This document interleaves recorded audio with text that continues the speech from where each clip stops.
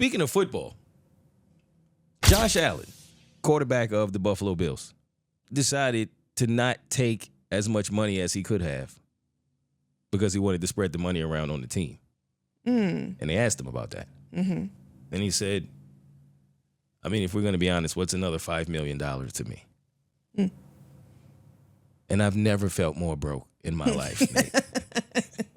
I have never in one moment of time ever felt more broke than listening to a man say, what's another $5 million gonna do? What was his deal? I don't know, like 100 and some million. No, he was right in what he said. Absolutely right. Yeah. And what a man. Like for seeing it that way. I think most men are taking the 5. But he was right. He spread it out. Said, look at Dak Prescott over there who took all of the damn money. Now they ain't got no defense. It's no D. It's just the Alice Cowboys. You see? And that's a beautiful thing and a great situation to be in. And yeah, I just realized in that moment, like, I really got to get to it. Gotta get it together. I'm gonna start a GoFundMe. If y'all want to start a GoFundMe for no other reason than because Josh Allen broke my spirit this weekend. But I did bet on Josh Allen through my fantasy football as well, and he came through for me. So nice. But yeah, wow, what's another $5 million? How are you doing, Nate? I'm good. Yeah, I'm really good. It's a lot cooler than I would like for it to be, but it's still okay. Yeah. It has not gotten cold enough for me to be like, all right, I'm out. It's coming. Okay. It's And when you say out, do you mean like out the car or out of Atlanta? No, out of Or both? No, out of Atlanta. Okay. All right. I need warmer weather. Yeah. But sleeping at night, I think last night was in the 30s. It was fantastic. I get nice and bundled up under my blanket. I'm out. That's comfortable. Meanwhile, I'm in a king size bed, right? In the dark, super cool. Can't be any better. Huge TV. Can't sleep for shit. Just rolling around.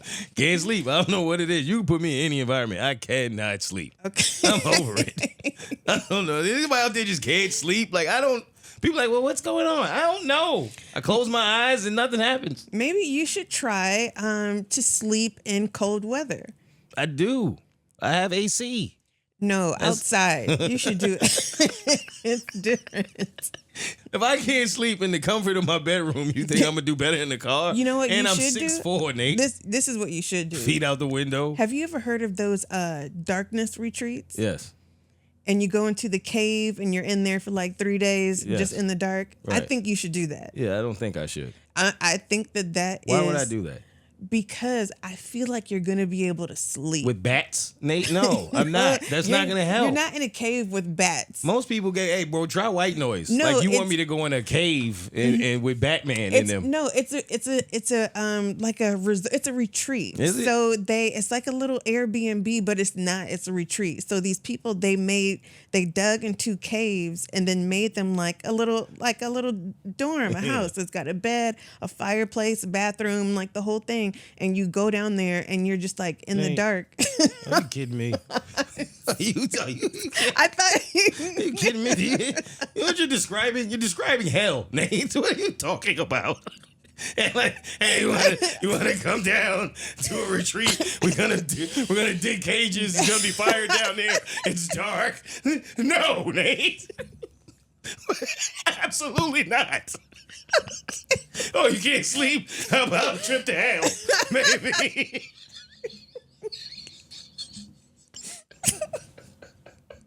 I think you should try it.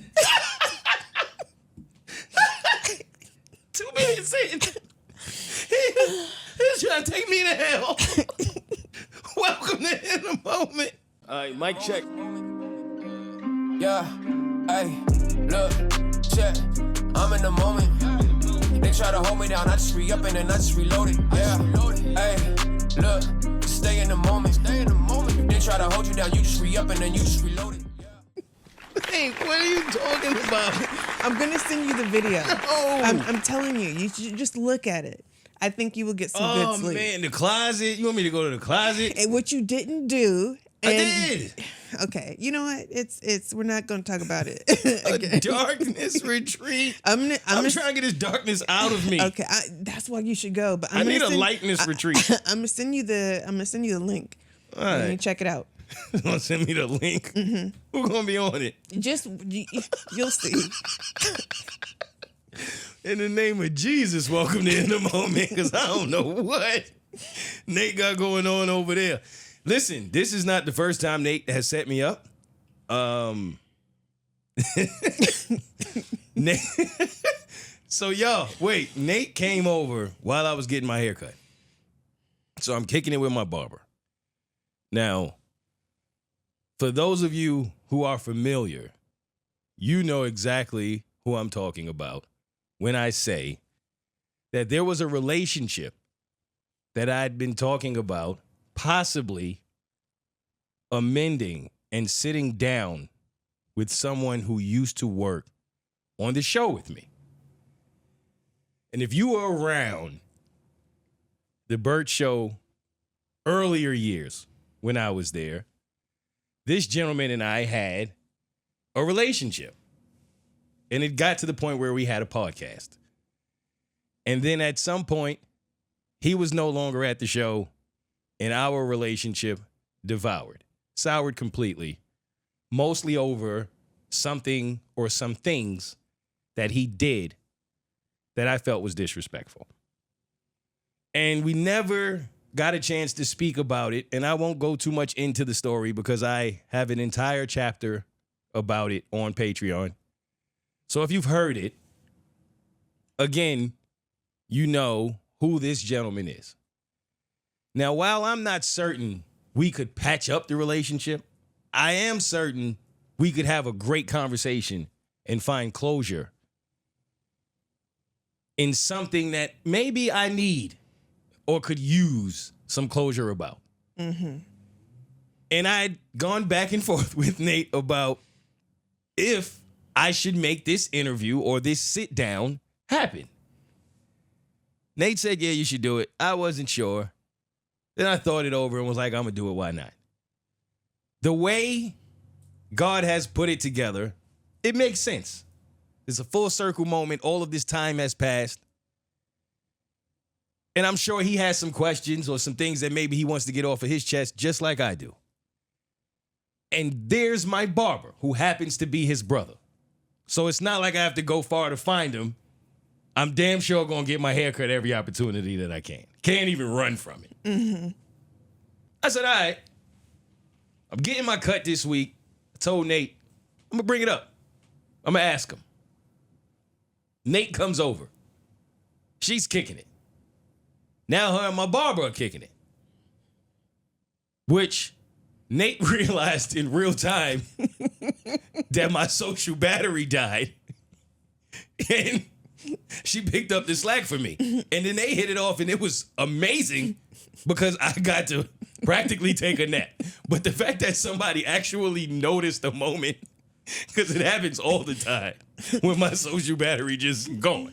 I could sense it. Yeah. That happens to me as well. So you knew? Yeah. I think I told you before, like I was the type of person, like I would go to parties and go out and do things to be around people, but I don't want to talk to anybody. Like I just want to sit there because once people start trying to have conversations with me, then I'm drained. I get it. So I saw it and I was like, oh, well, we're all going to be here in silence if I don't say anything. Now, normally I'll pick it back up because it's not his fault. Mm-hmm. A lot of people, that time of the day is earlier in the day for them. When you do radio, you just finished talking for 4 or 5 hours. So your social battery is a little different at 10 o'clock in the morning, 11 o'clock. So when he ready to come in and get to going, sometimes I'm tired. I'm almost falling asleep, but I don't want to have that energy from him. That's my man. So you picked it up right on time. It was perfect. Thank you. But here's the funny part. I didn't do this purposely, but I did do it. It slipped my mind. I said that I was going to bring it up. I didn't bring it up. Now, Nate and I had no conversation about this at all. He gets up. He's done. We wrapping it up. Y'all, he's out the door. He is 1 foot out the door with all of his barber stuff in hand. And Nate goes, "Hey, Mo, did you talk to him about that thing you was going to talk to him about?" I'm all the way in the studio. I said, "Huh? What is that, Nate?" He said, "You heard me."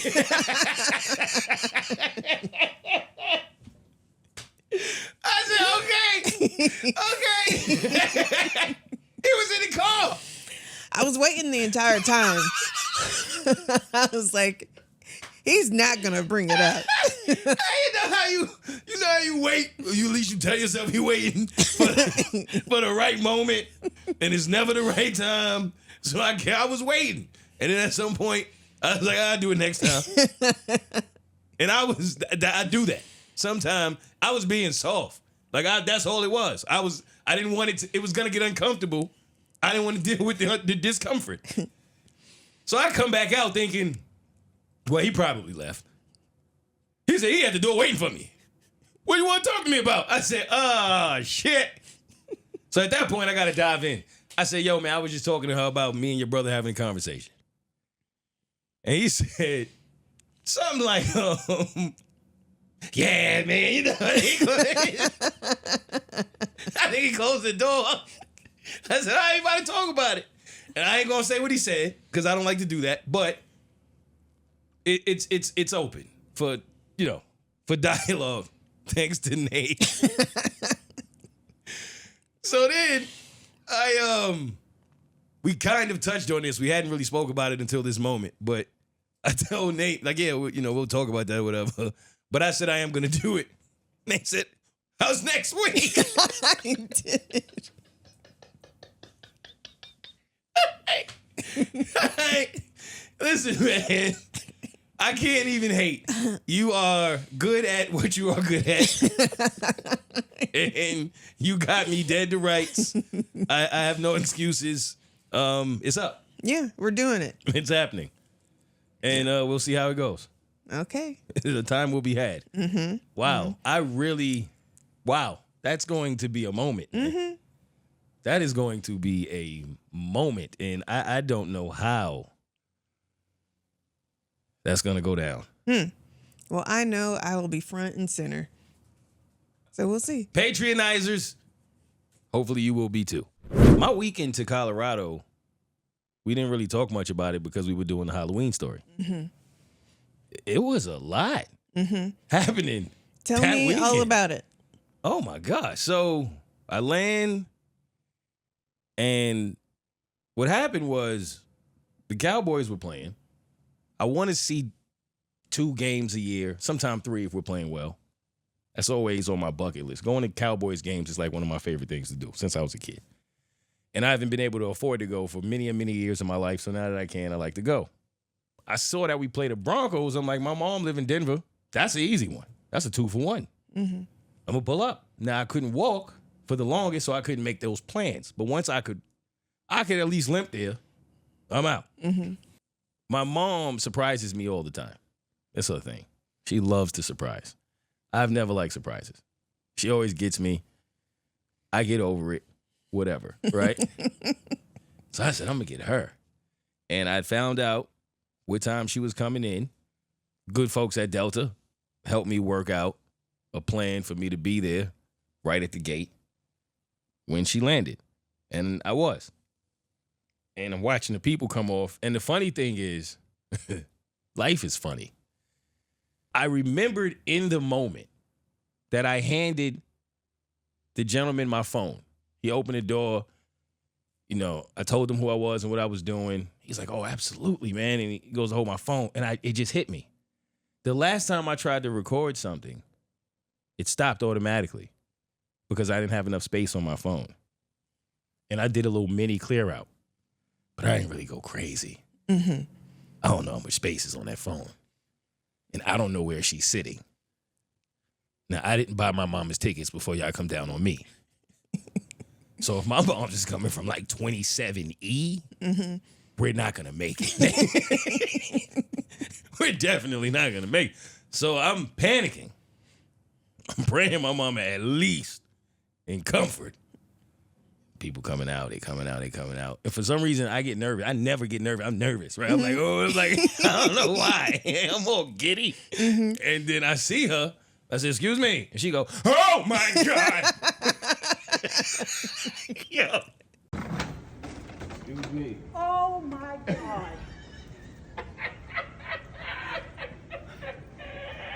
You know I got you back. Oh. In that moment, I was like, oh, surprises ain't that bad. I can see why y'all like this.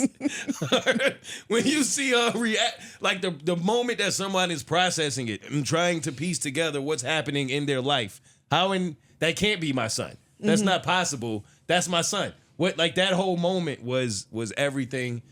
And yeah, we filmed it. And her weekend plans, like, where she was pretty free, so we really got to kick it. Yeah. Like, a lot of one-on-one mom-son time. I don't think we've kicked it like that in a long time, so it was cool. It was perfect. We watched movies. We ordered food. Like, we really just hung out. Mm-hmm. And then there was the Cowboys. Now, there's this thing where it just seems like every time I go out my way to support the Dallas Cowboys, that not only do they lose, they get their ass whipped. Like, bad. Every time. It's like they have a scouting report on when I'm coming. And they go, y'all, today is the day where we get to take a break. Yo, Moe is coming. We getting stomped in Denver. I've lived in Denver a few years. Never been to the stadium. Never been to a Broncos game. So I'm, like, excited about this experience. Surprise my mom, see the family, kick it with Kane. I'm excited. Get to the stadium. Every experience of going to away games, which I love to do, is so different because you experience the fans. Some fans are assholes. Some fans are the nicest people in the world. They just gonna smile at you while they whooping your ass. And they just gonna be polite about it, right? You never know what you're really gonna get and who you're gonna be sitting next to. But I enjoy that, right? So here I am. Oh, which this is a perfect moment to stop and tell y'all that I am truly, truly considering turning this into a travel podcast. Oh. I kind of told you, but I'm like making plans. In which what that would look like is all of my travels that I'm always doing, I'm going to do a little more. And it would be, y'all, I'm going to this place for this amount of days, even if I'm going alone. I don't know what to expect. I don't know what's going to happen. I'm going out there. I'm going to do some stand-up. I'm going to do this, whatever. Love it. I'm going to do stand-up and then jump off of a building somewhere. I don't know. Go for lit, it. Nate. Okay. And then I'm going to come back on the podcast and talk about it. All right. And then I'll also go meet you where you are at times when I can, and then I'll come back and we'll talk about that. But it'll just be a lot of episodes that are related not only to life, but to traveling. Yeah. What the experiences are like. Should you go? How expensive it was. Yeah. All these types of things. My first stop is Miami. I told you. I got to go to Miami because they have a nude beach that I'm wanting to check out. Right. So would you go to a nude beach? Do I have to be nude? You don't have to be. But then are you weird for being at the nude beach and not nude? I asked the right questions before I don't just say yes anymore, Nate. I'm getting older. It depends. There is a nude beach in Austin that I've been to. And for some reason, I think it's the way that the cove is. I really don't know. But everyone there is nude. There is a handful of people. Every now and then you may see one or two people who will have clothes on.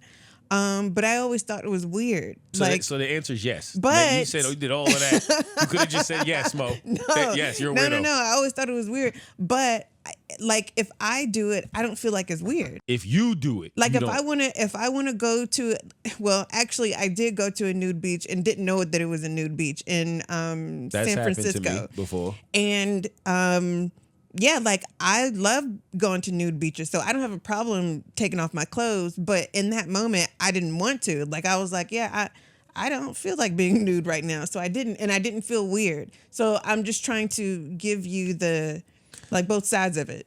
First off, can Mother Nature not feel like being nude right now? Because that doesn't seem like that goes together.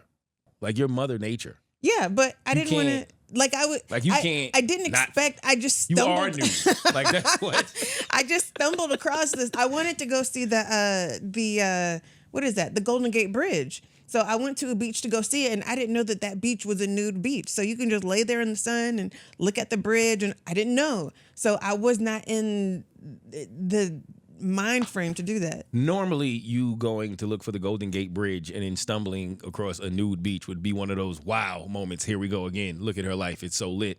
But I've done the same. This is one of those times where it's reversed. I wasn't looking for the Golden Gate Bridge. Well, at least not literally. But I did in my travels. I just went to a beach and was like, oh. It was. I thought it was just a few people that was. But nah, at this point in my life, I don't think I have any desire. Oh, you wouldn't. So when you why? when you stumbled across that one, Yeah, it was an accident. But did you take your clothes off? No, I got a body there. Oh, It was because you know why? It wasn't. you know what? I think we should go. It's not appealing. Yo, I'm so tired of this PG world, man. I'm gonna be honest with y'all, okay? I have always been told that when you go to nude beaches, you are not going to see people that you want to look at. Maybe not. But that Then is why not. am I going? That's not why I go. Is I the go, water better? It's just you're out in nature. I'm as you out were in born. nature with trunks on yeah, too. as you were. But You stay- as you were born, you can let the sun touch your skin all over. It feels great. You ever had sunshine on your balls?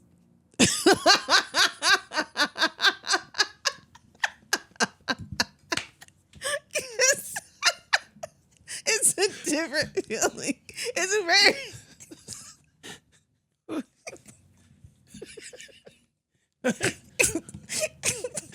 Today on things you never thought they'd ask you at work.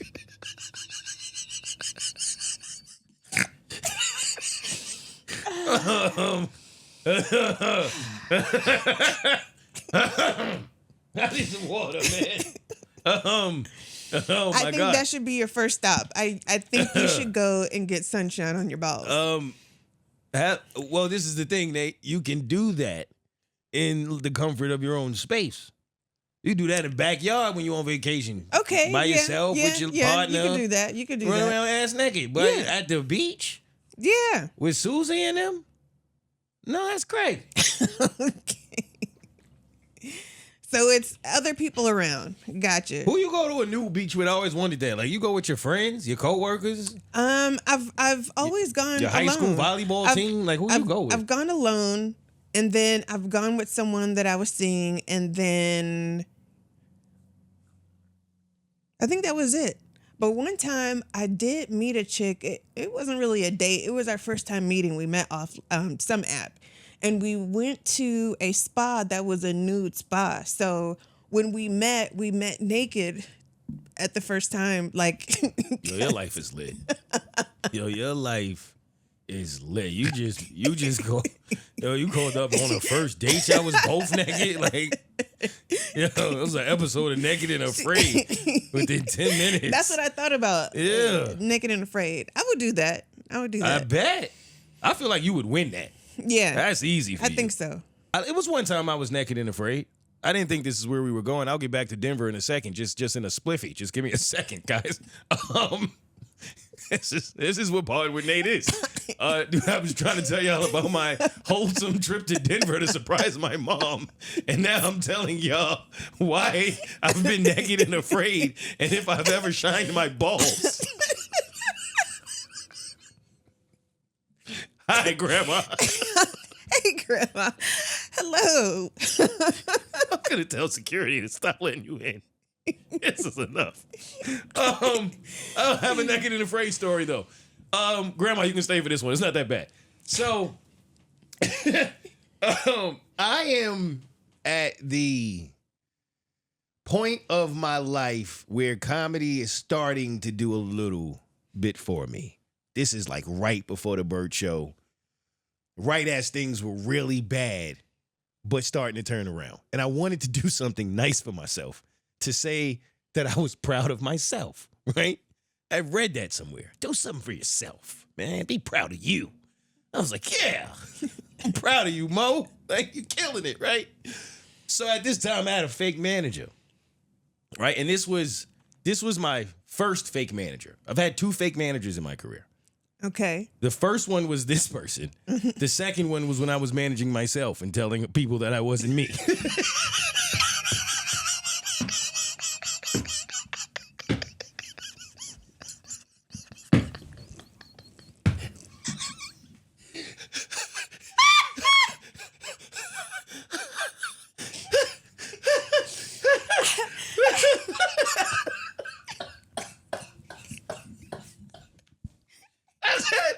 I was never gonna say that. I was never gonna tell nobody that again. Oh, you weren't supposed to react like that. Because I feel like we've all done it. Oh, for real? Yes, because I 100%. Come on, Nate. Come on, Nate. Will you stop? Yo, I thought I was the only person who has done that. No. Yo, I managed myself for years as not myself.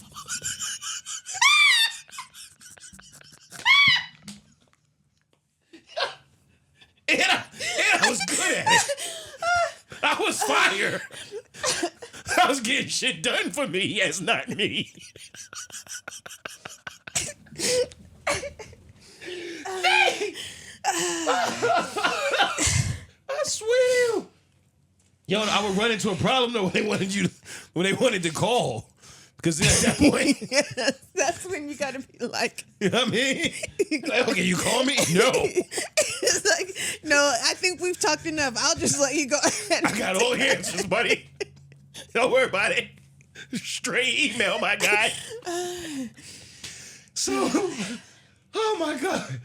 So before I decided to manage myself as not myself, I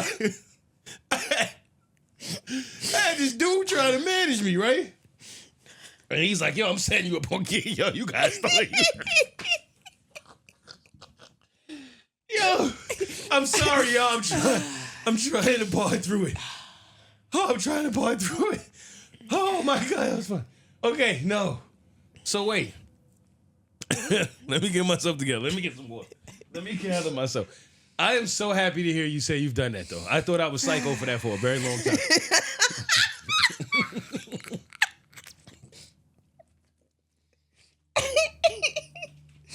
I swear to you, I thought I was nuts. I never wanted to admit that to nobody. Hey, boy, you up here managing yourself as not yourself. Anyway. Oh, my God. Oh, my God. I treated me well, though. I'll tell you that. I treated me better than these other jobs did. So anyway, what I'm saying to you is this, Nate. The other day. Oh, shit, you still doing it. Yes. Now that's psycho. Wait, you still doing it? Yes.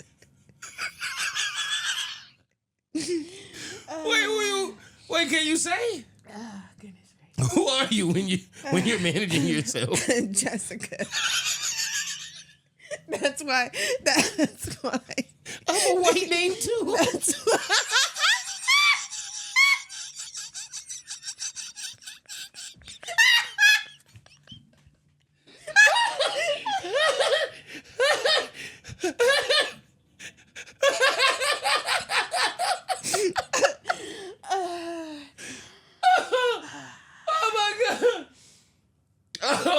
I actually think I've used Jessica before. I'm not even playing. I can't remember if it was Jessica or Jennifer, but it was one of them. That's insane. That's why when you did your show at City Winery, there was a moment you were like, "Hey, what's your fake name?" I said Jessica. Oh, that's why. Yo, that's funny. Now, before I started doing a spectacular job managing myself as not me, I had a guy who was one of those, I know people. You're super talented, man. I'm gonna take you all over the world. We're gonna get it. We're gonna get to it. He's one of those guys. So he's like, yo, what do you need? I said, I need gigs and blah, blah, blah. I said, you know what I need? I need a spa. me a spa, man. I want to go somewhere by myself, be free, relax, get a massage, the works. I don't care how much it costs. At that time, right, for me, that was splurging. So he said, all right, no problem. He hits me back. Got the perfect one for you. It's in Queens. Bet. I think at that time, it was like $100 and some. And for me, that was a lot of money.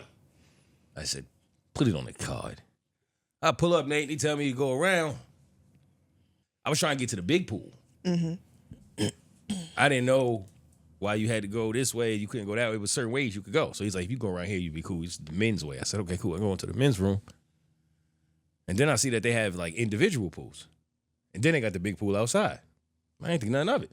I said, oh, bet, I'll warm up right here. Go get in the pool. It's just me in there.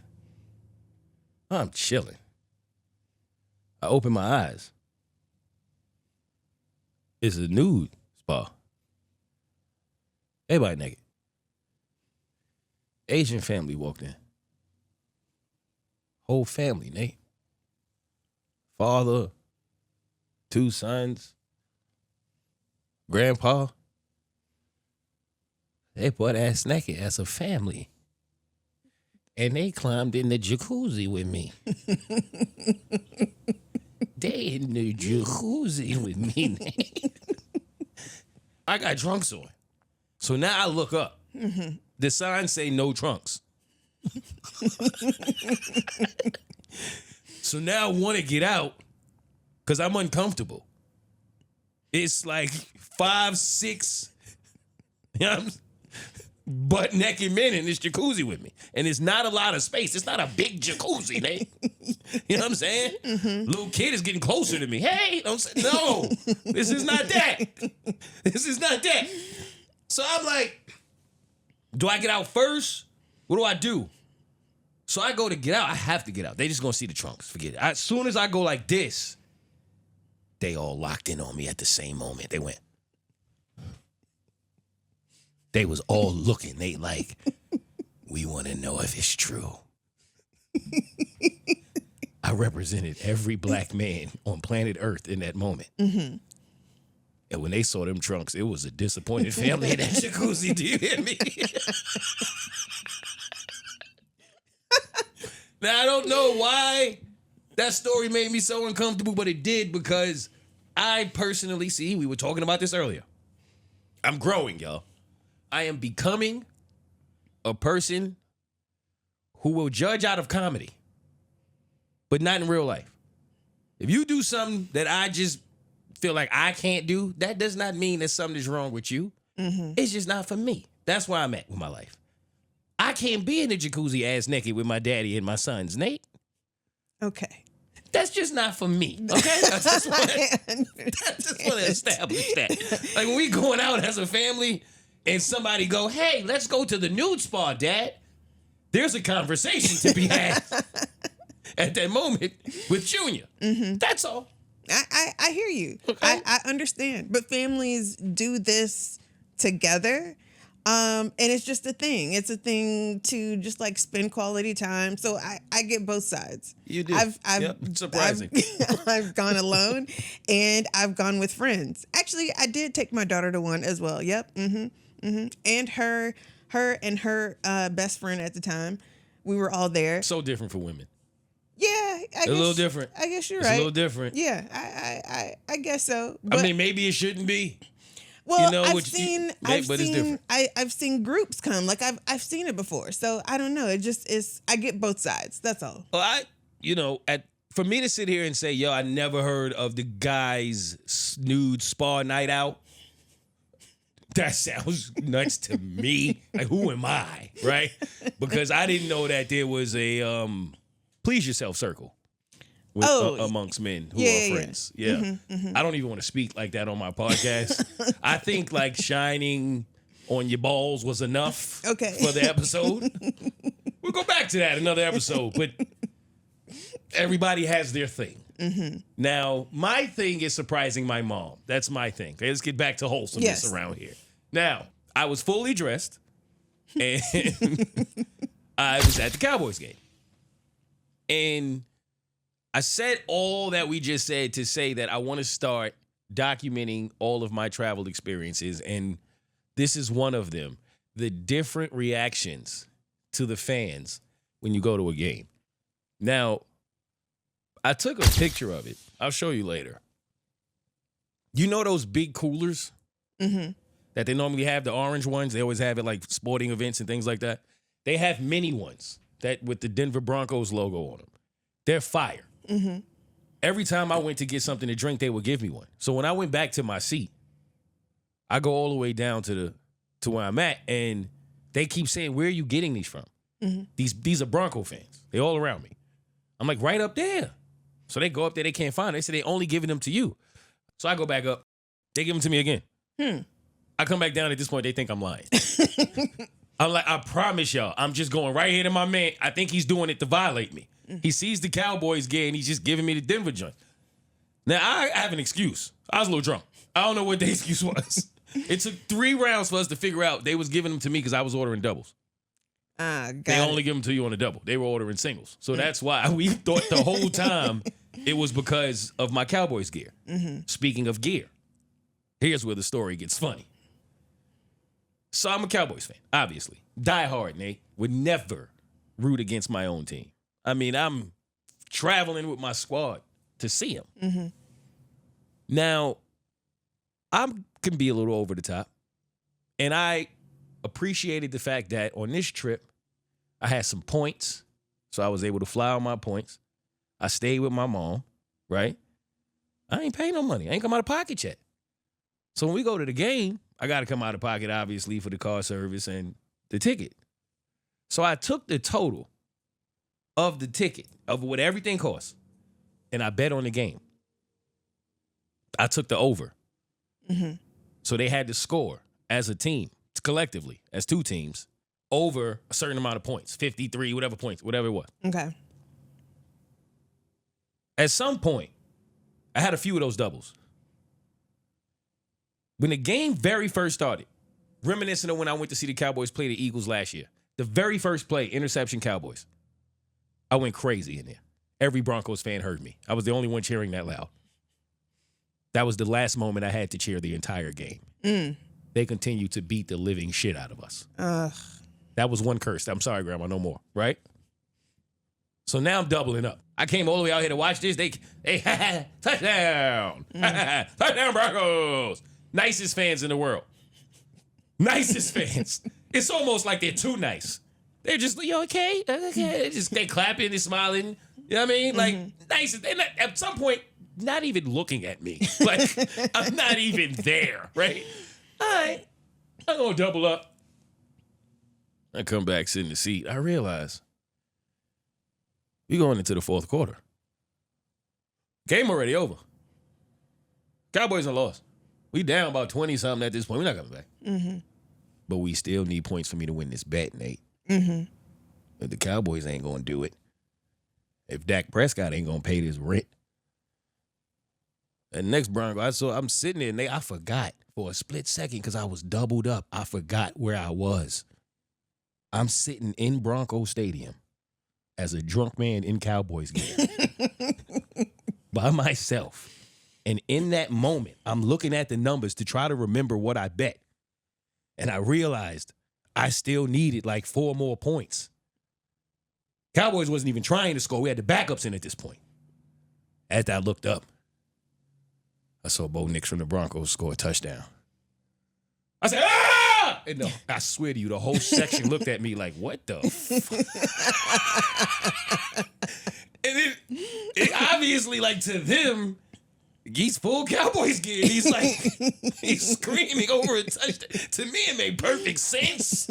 Like, all of this just became free. And for me, in that moment, it was either this is going to be a free ass whooping or it's going to cost me double. Yeah. That's the risk I took. In that moment when he scored, because they didn't even have to try to score, they was already killing us. But he scored, and I got so excited that I yelled out of excitement. I think Dak turned around and looked at me like, yo, my man. I'll explain later, fam. It's like, I know it was one of those moments where for the rest of their life, those people that were around me, Because I was talking to them the whole time. They was cool. So we had a rapport. So I know they left thinking, how drunk was that was that poor man? At the end of the game, he couldn't see which team was winning. He just, whoa! Like, nah, I needed that money, man. And make it worse, Bo Nix was my fantasy quarterback, so I should have had Broncos gear on, is what I'm saying. But I'm back tonight. Cowboys, Arizona Cardinals. I ain't playing. I'm back on the Dallas Cowboys. Go Dallas. Let's get it. All right. We start the podcast with me speaking to making amends with a fallen soldier in a fallen relationship, right? Ironically, there I was in Denver. You know who else lives in Denver? No. My man, Oh. who I had the falling out with, who was my best friend for, I don't even know how long, over 20 years. Mm-hmm. And this is the one that you called a few months ago? Yep. Oh, okay. Tell me all the things. Yeah, so it's a long, drawn-out story that I've told many a time. For new listeners, this was a really good friend of mine. I'm talking about the best friend in the world, best friends you could have for many years. We had a weird moment in time, and we never had a falling out before, anything close to it. But where I think he was at a place in his life where he was the alpha male in the group for once, and he didn't want to relinquish that title when my success finally matched his, and I took that away. And I think, I can't speak for him yet, right? But it all hit the fan when I told Nate once that we were going on a trip and he changed the plans last minute and wanted me and another friend of mine to have roommates, and he didn't. And he set it up to be like it was his trip and he was the king and I wasn't with that. And it just was a whole weird thing, and we fell out. That part I don't think is as important as since then, everybody has been team, y'all need to fix this. Mm-hmm. Because everybody who has known us has known from the beginning. It was, you saw him, you saw me. But men, ego, pride, right? And it was wild because I was looking at it, and I remember those days when we didn't have anything. And we did everything for each other. And then the moment we both had a little something, we weren't even speaking. Imagine what we could have done for each other if we knew each other while we had it. Mm-hmm. And my barber. Ironically, even if your barber comes to you, the barbershop still saves your life. Somehow, some way, you always end up back at the barbershop getting the advice you need. Of all people, walked in one day, had just lost his best friend and was broken up over it. And just listening to him speak about it and telling me, go fix that shit with your man. It just did something to me. And I realized in that moment it was time. That's the backstory. And it's been time for a couple years. Mm-hmm. Something would always come up. You know, he'd text me, I wouldn't text back. I'd text him, he wouldn't text back. And then finally, I think both of us. I think there was a time when he was ready and I wasn't. Then it may have been the time I was ready, he wasn't. I think this was finally a time when we were both ready. And so then I told Nate, I said, yo, I'm going to do it. I'm going to call him. And I called him. We had a good conversation. Now it's wild. Look how life works. All of that happened around the same time that my barber lost his friend. My barber wasn't even going to come out and cut my hair that day, but he needed an escape. He said he wasn't even going to tell me what happened, but he did. God told him to tell me. I took that as go patch it up with my homeboy. Fast forward, and I decide I'm going to go out there to the Cowboys game. He hits me, I think maybe an hour after I made that decision, and was like, yo, I got this funny feeling that you're going to be in town soon. Mm. I'm like, what? He said, I know it's around Thanksgiving. I don't know when you normally come, but I just got that feeling, and I wanted to tell you today, like, yo, whenever that is, this is the only week I can't do. Mm-hmm. And I respected that so much. To tell somebody, if you come out here between now and the next 2 months, it's the only week, that means all this other time, I'm going to make it happen for you. That was real. Yeah. You don't see that every day. So I was like, that's crazy, son, because I'm coming out there tomorrow. Mm-hmm. And I was like, this is last minute. I know it's crazy, but... And he was like, when and where? That was it. And Maybe he knew the Cowboys was gonna get their ass whooped like that, and I was gonna need a friend. I don't know how he might have knew, but we met at the spot. Immediately I was like, that's a wild feeling when you've been best friends with somebody. You know everything about them. They know everything about you. You can answer questions for them, like that type of friendship. And then y'all just don't speak at all for a handful of years. It's like everything has changed, but nothing has changed all at the same exact time. You know? And it was wild, but it was immediate love. You know, it was as if no time had passed. We went right back. Yeah. The only thing that was different was when I was like, so what you want? You want ginger ale or something? That was always the running joke with us because he don't drink. He don't drink at all. Never drunk. Like always was the designated driver. Perfect friend to have growing up. Perfect friend. And he's like, nah, what you want now? Tequila? So he said, so I said, oh, marriage done changed your ass. You well, yeah. I said, So he's drinking now. Yeah. Oh, okay. He was like, he's like, I don't drink, but on occasion I'll have a couple, and I think this is an occasion. I said I would agree. And then we just got to it.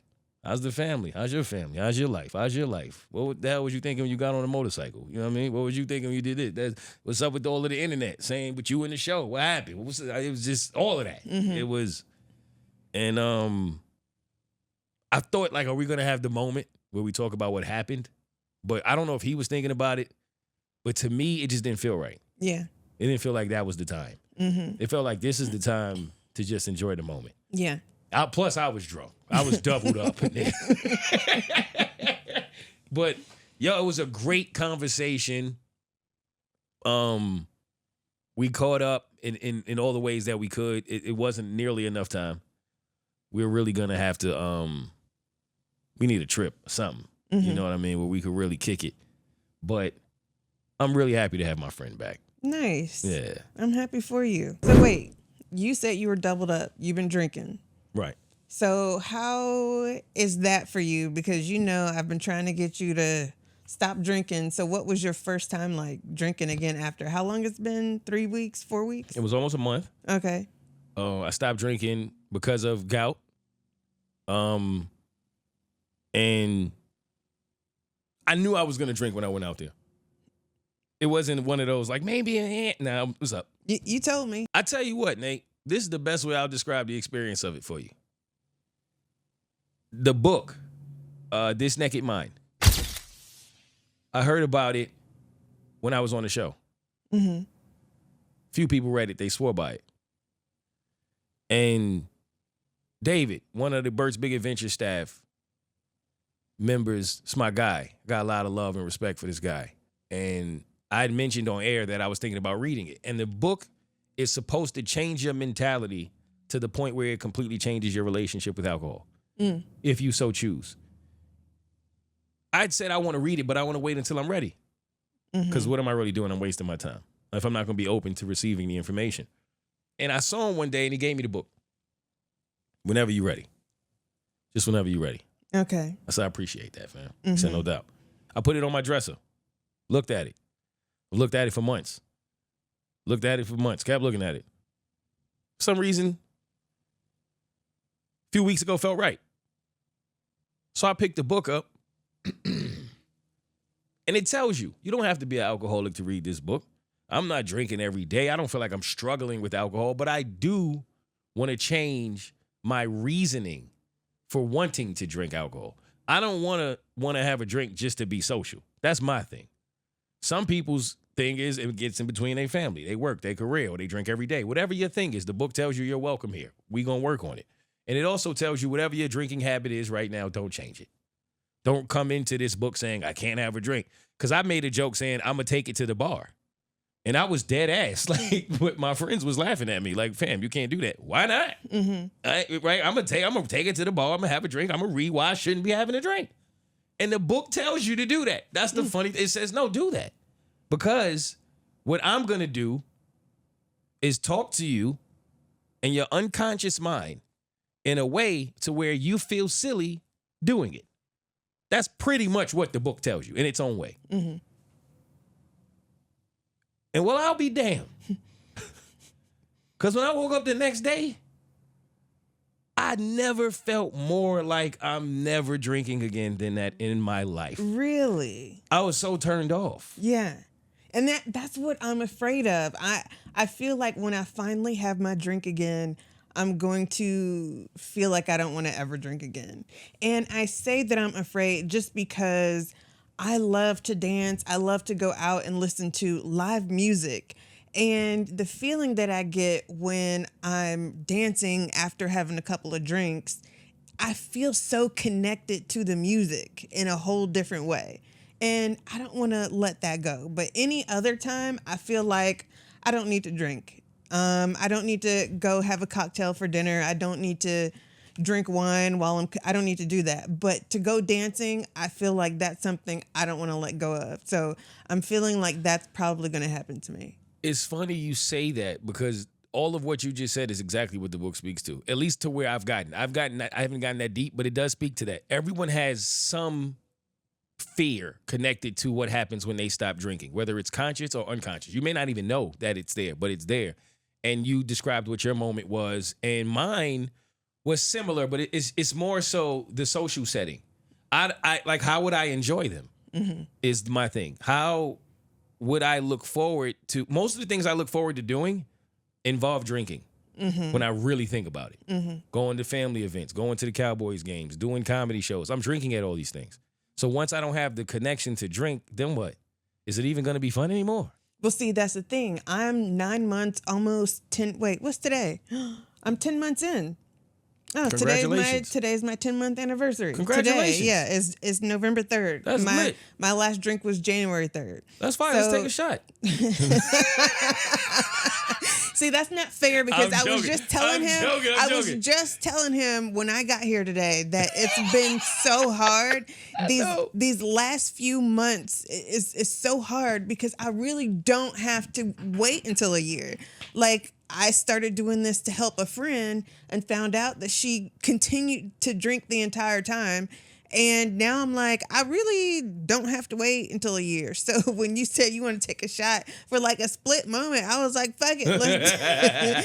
Let's do it. But see, you shouldn't be afraid because in my mind, what my fear was I think it should have been the opposite. My fear was that, okay, I stopped drinking for 3 weeks. Mm-hmm. What if I come back and have a drink and now I feel like I need it again? Yeah, that's another thing. You see what I'm saying? Because that 3 weeks, I felt good. I was proud of myself.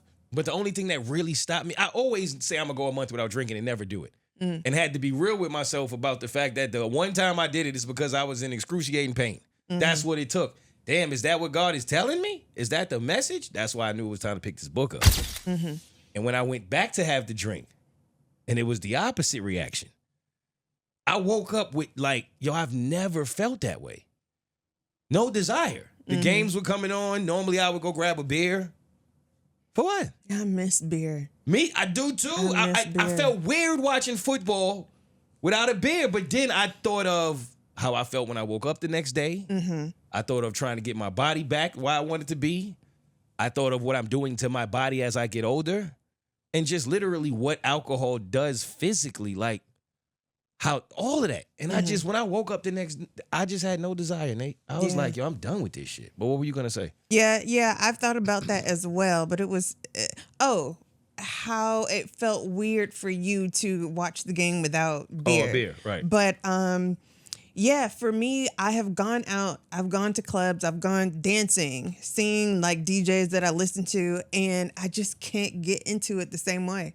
I've smoked too, and it just does not have the same feeling. That part of the book I haven't gotten to yet, but it does tell you that it's going to get to that at some point of just how to rewire your thinking in the environments of where you choose to drink.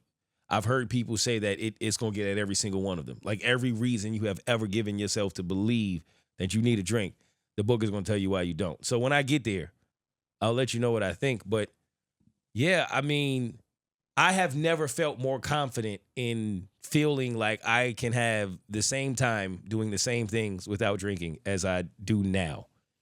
If I could have the same feeling going dancing, then there would be no reason for me to go ever back. drink, really. Because like I just went to a concert to go see my favorite band. I've seen these people live at this point 9 times.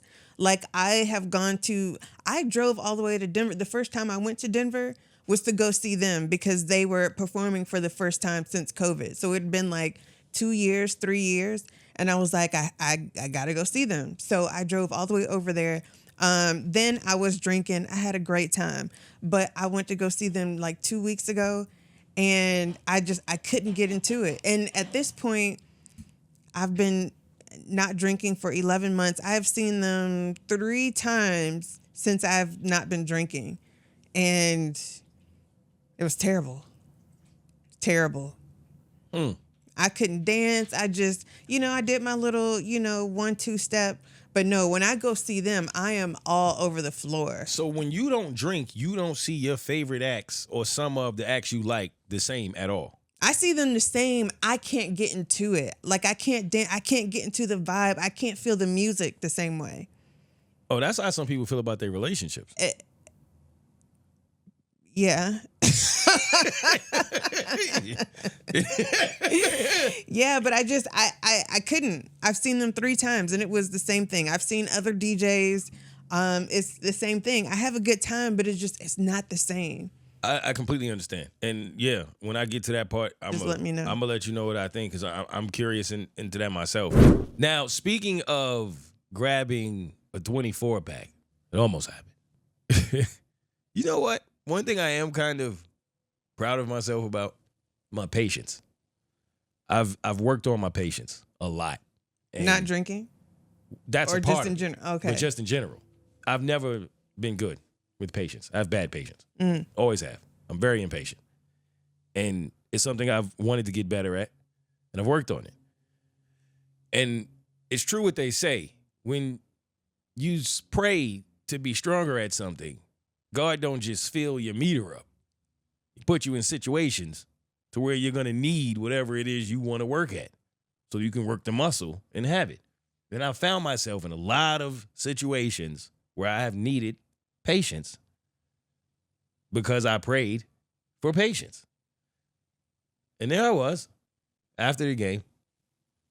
Cowboys just got crushed, but I had a great time with my friend. Get take back to my mom's crib. My dad out of town. My mama at work. She texted me and said, when you get home, call me. Don't text me. Not going to hear it. And I'll let you in the house. I was drunk. I didn't see the text. So I texted her. I didn't call her. Mom, in front of the crib whenever you're ready. She didn't answer. I hit my sister. Yo, sis, what's the passcode? She didn't answer. She asleep. I called my dad. Yeah, Pops O's. You don't care about waking a man up. Yeah, wake it up. He didn't answer. My man said, what you want to do? I said, I don't know. You got to work in the morning, bro. Okay, he said, nah, I ain't going to go home and leave you here. You going to be here all night. It's cold. I said, I'll tell you what. Right up the road. About 5 minutes, if that. There's a dispensary. And right next to it is a Popeyes. You see the play. I ain't got to spell it out. You know what I mean? You see the play. Let's get it. And so he takes me through bing, bing, bing, and we right back. And he dropped me off in the front. And I wasn't even about to be mad, Nate. I just sat there with all the patience in the world for over an hour. I pulled my phone out, put it on the bench, found something on Netflix, had the 16-piece on deck, and was chilling. And then finally, my uncle called me like an hour later and was like, hey, man, I see you on the cameras. You need help getting in? Damn, that's why I should have called the whole time. He sounded like he up and lit. And he finally let me in. And, of course, my mom, she's like, you didn't look at your text? I said, this is why I'm done drinking. I'm done. You see what I'm saying? Nothing good comes from it. I realize it now. I would have saw that text if I was sober. I'd have saved the money. I had a good time though. Okay. We went back. Popeyes, you know what I mean? And It sounds like a good time. Yeah, Popeyes and Bob Marley. I was cool. But I'm just saying, I would have had my wits about me had I not been drinking. Mm-hmm. So the whole experience was like, I had a hell of a time in Denver. And I also think my relationship with alcohol has changed. Right when I'm about to start drinking. Yep. That's freaking crazy. I know. So I asked my lady today about an open relationship. Okay.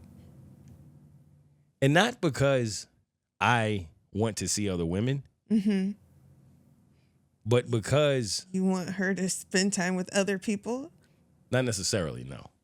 Less time with you. I'm trying to. No. I'll tell you why on Patreon. Okay. But let's just say she wasn't as open. Let's just say everybody wasn't as open. And, yeah. But the last thing I wanted to tell you, because I did think about this. We talked about my ex and why the relationship ended and the explosive confrontation that went down between her and a coworker on my Patreon last week. And I told you that I had this rule of don't come in between me and my family. Don't come in between me and my career. Don't lie to me. We good. We can figure almost anything else out. Except cheating. Throw cheating in there too. And when I said that out loud, because I hadn't repeated that to myself in a long time, you know what I realized? Every relationship I have had, every single one, the common denominator in that is they all ended over lying. Or if not ended over lying, they all lied. Okay. Every single one. Like even with saying, hey, this is what I can't tolerate. I put it right here for you. It's on a platter. Because I appreciate that. If I'm dating you and you like, yo, listen, off the top, off the rip, if this is what I can't do, I can't do this. Give me, right, the opportunity to say, oh, I'm with that, or I'm not. And I don't think those are like, that's a lot to ask for. I almost feel like I shouldn't even have to bring those up. Like it should just be, But I always felt like if I say it, I'll get it. Right? You pray for it, you manifest it, and then when you meet your person, you say, listen, this is what I can't do. You can do, it's mad other stuff you can do. Like, it's so much other. Like, just don't do these things. They all lie. Now, are they big lies or little lies? Or doesn't matter to you? Hard to answer because what's a big lie to you may be a small lie to somebody else. It's so subjective, the size of the lie. To me, it doesn't matter. Because if it's a small lie, what are you lying for? If it's a big lie, I can at least understand how you would justify the lie. Okay. Would you say that this is a big lie or a small lie? Which one? Well, I'm going to ask you. So. Oh, okay. I got you. Yeah. So I married this chick and then. Okay.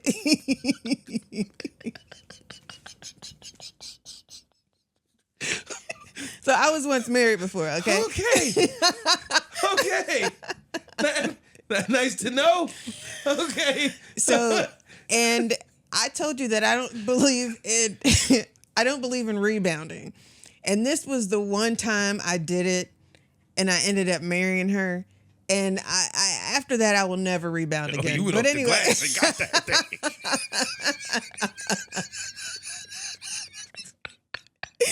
You heard it go, man. Go. Yeah. So, about 4 weeks after we got married, I found out that she lied about her credit history. So we were trying to get a place together, and when they ran her credit, they found that she had an eviction on her credit. She said she didn't know what it was. And as I am trying to do the research to find out, it took me maybe like 3 weeks to get to the bottom of it. She confesses and she says that she knows what it is. And the reason why she lied was because she thought that I would be upset. But the lie was that she knew what the eviction was because one of her previous exes, when they broke up, her ex wasn't working and couldn't afford a place on her own. So she put the apartment in her name so that her ex can move out of her house to live in the apartment. And the ex eventually stopped paying the rent and she got evicted, but it was in her name, so it was on her credit. So she lied about that because she thought that I would be upset rather than telling me this whole time that she knew what the eviction was. So is that a big lie or a little lie? That's a big lie. Okay, yeah. 100%. 100%. And see, and again, for someone else, maybe to them, no harm, no foul. Mm-hmm. For someone like me, decision making is important. Mm-hmm. I'm gonna start there. I care about who I marry. I know everybody don't feel that way. It's pretty obvious, right? I care about who I'm laying down with. I care about these things in a world where people don't seem to anymore. And I say that because they say most important decision you'll ever make is your house, your home. I say it's your partner. Your partner is literally going to be making 50% of the decisions that will affect you for the rest of your life. And some of those decisions, you won't even be around to give her advice on. Mm-hmm. She's just making them. And whatever mess is created from those decisions, that's my mess too now. Mm-hmm. Because you see what I'm saying? I got to know what your messes are going to look like. So many people just jump in these things and you don't know how this person reacts in all of these different types of scenarios that life is going to throw at you. I got to know how you move when the pressure is on, when it get real, in case we start to go broke around here. How you going to start acting? Because I don't want to be the person that's stuck. You see what I'm saying? I think so. I need to know a story like that, that tell me something about her decision making. Yeah. I mean, that was only one thing. Tells me a lot, actually. Tells me quite a bit. That was only one thing. But yeah, like when I found this out so early on, from there, I just never looked at her the same. And you deserve the right to do that. You reserve the right to know how she moving, right? And then if you want to move alongside her, and if she takes that right from you by lying to you because she knows you gonna get upset, but she don't want to do it because she don't want you to, that works for her. Now, you don't have certain information that she has. You left in the dark, and she gets to operate however she chooses because she gets to be comfortable while you lost. Now, I don't like the fact that you're not putting my needs and concerns with yours. And you selfish. You see what I'm saying? I need to know all of that. So that's why for me, I'm at a point in my life where I'm looking to partner up, that's a big lie. And that's exactly what all my exes did. Every single one of them. They told a lie like that. Really? Wow, had I known that, you and I wouldn't be here. You see what I'm saying? And this wouldn't have happened. And that wouldn't have happened. But you held, because I don't stop looking for if it was a lie. See, that's the thing about me. So once they lie, you keep looking, or do you look before you find the lie? Both. And that's the issue. Sometimes I know the answer. I just don't tell you. You know how some people say, I know the answer before you even get to lying. That's what my mom used to do. I ain't giving you that. I ain't gonna tell you I know it, but I know it. And then I want to see how that's hard. Like, man, I know somebody right now in my life who received some wild information about their partner. And she held on to it until the time was right to reveal it. I don't have that gift. I can't sit there and know you lying to me and just continue to we're off to see the Wizard of Love. Nah. Why are you playing with me like this? And then sometime I know it's a lie, but I'm not sure. How I'm going to tell you what's a lie? You. Maybe I'll give you and then that's the thing. Once you tell me, some people going to let it go. And then you sitting there thinking it's cool, right? You got your little drink by the beach with your legs out, taking pictures of your feet to post on Instagram with the view of the view, while you the view. And you don't know, I'm not home watching the view. I'm thinking for the lie. And then I find it. And then you know what always happens when you catch them in the lie? Tell me. They lie about the lie. Why they always lie about the lie, Nate? No, this is the part where you just say, you got me. Right? Tell your girls everybody can come out from under the car. Because they, you know what I mean? And I don't. Is it that all people lie? Is it that I just chose a pack of liars? Which sometimes I wonder to myself. Yeah. I don't know, because I'm trying to think of a moment. I was sitting here trying to think of a moment where someone just like called me out on one. And I can't think of a moment when I was like, oh, you got me. But that's how I would respond. Like at that moment, I'm going to confess. But I big lies like that, no. Maybe like if you cooked and it don't really taste good, I might say it tastes good. I might say you might need to work on it. I'm not that mad at a lie like that. Right, but that's what I'm saying. Those are kind of the ones I would do. But big lies like that, no, I wouldn't. Last thing, Summer Walker. Mm-hmm. She's being Summer Talker again. When you go broke, I will leave you. Ah. Figure it out. So you're here to just bleed them dry. Yes. As soon as you get everything, you're off. I'm not a man hater. I don't know. I just don't like them anymore. Like, When you say them, No, I didn't see that. That's what she said. She has 3 kids. Oh, I did not know that. I don't think she does either. That's my response to what she said. Oh, That's it. all right. It's going to be a cold summer, Nate. It's all I'm saying. You're going to need somebody else to manage this situation. And it ain't going to be me managing me as somebody that's not me. Next week, bitches.